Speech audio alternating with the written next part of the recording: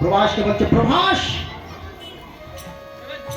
তুই আমার পুত্র সাথে কাতর করেছিস, আমি তোকে অভিসম্পাদ করলাম, আজকের থেকে তোকে কুকুরেও পর্যন্ত বর্জন করবে, কুকুরেও তোকে গ্রহণ করবে না। প্রভাস তখন গললগ্ন বসনে উঠে মুনির সম্মুখে বলছে, হে মুনি ঠাকুর, আমি তো কোনো অপরাধ করিনি, আপনার পুত্রকে আমি গ্রহণ করিনি, আমি নেইনি, আমি মারিনি। তাহলে কে মেরেছে? তাকে কাল নিয়তি কুম্ভীরিণী হয়ে নিয়ে চলে গেছে। কোথায়? যমলোকে।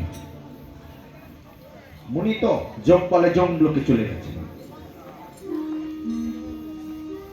যমলোকে যে যখন দাঁড়িয়েছে মুনি, যমদূত যমরাজ হত্যা করে কাঁপছে, আয় রে কি সর্বনাশ। মুনি তো তেজস্ব মুনি, ভয়ে কাঁপছে, কি ব্যাপার, আসুন আসুন আসুন গ্রহণ করুন। না, আমি বসতে আসিনি, আমার পুত্র কোথায়? ও, আপনার পুত্রের জন্য, আসুন আসুন, এই তো এই তো এই তো এখানে আছে। এক কুঠির নিয়ে দেখালো, এই আপনার পুত্র।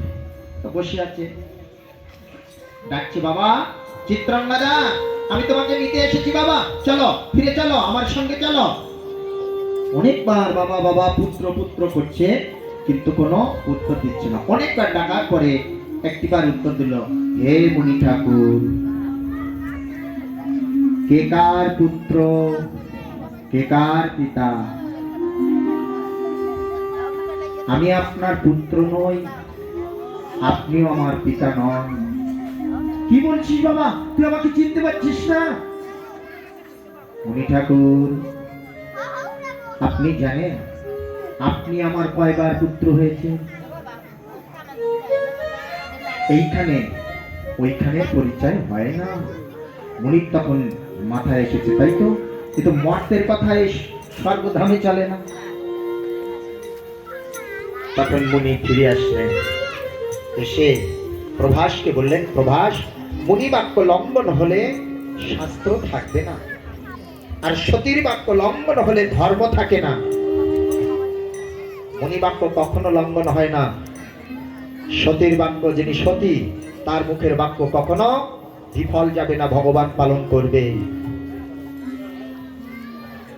আর মুনির বাক্য লঙ্ঘন হলে শাস্ত্র গ্রন্থ আদি কিছুর মূল্য থাকবে না।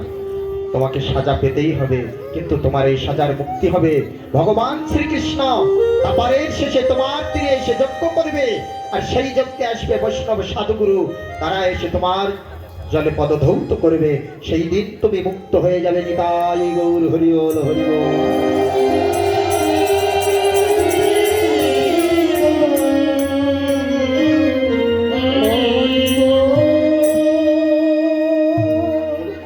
প্রভাসের তীরে যজ্ঞ করেছিলেন এই প্রভাসের অভিশাপ থেকে মুক্তি দেওয়ার জন্য। চলুন আমরা সেই লীলাটা আস্বাদন করি। আবার একটু জয় ধ্বনি হরি ধ্বনি সবাই একসঙ্গে করি। জয় জয়